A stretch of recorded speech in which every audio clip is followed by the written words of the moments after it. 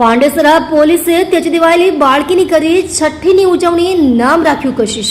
સુરત પોલીસની આ કામગીરીએ સાબિત કર્યું છે કે ખાખી માત્ર સુરક્ષા જ નહીં પરંતુ જરૂર પડીએ સંવેદના અને માતૃત્વની ભૂમિકા પણ નિભાવે છે. કોઈ અજ્ઞાત નિર્દયી માતા દ્વારા પાંડેસરા વિસ્તારમાં એક નવજાત બાળકીને રસ્તા પર લાવારીશ હાલતમાં છોડી દેવામાં આવી હતી. આ બાળકી જ્યારે પાંડેસરા પોલીસને મળી ત્યારે કદાચ કોઈ વિચાર્યું નહીં હોય કે આ માસૂમનું નસીબ આટલું બુલંદ હશે. પોલીસ મથકમાં યોજાયો છઠ્ઠીનો મંગળ પ્રસંગ.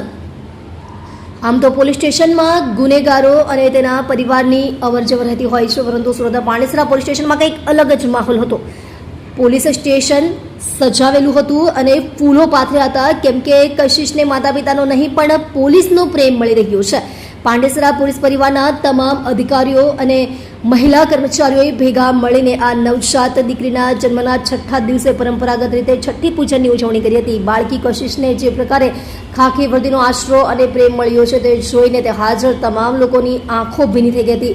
સુરત પોલીસને માહિતી મળતા બાળકીનો કબજો લીધો. મળતી માહિતી મુજબ પાંડેસરા વિસ્તારમાંથી બિનવારસી હાલતમાં મળી આવેલી આ નવજાત બાળકીને પોલીસે હેમખેમ બચાવી લીધી હતી. સુરત પોલીસને માહિતી મળતા બાળકીનો કબજો લીધો.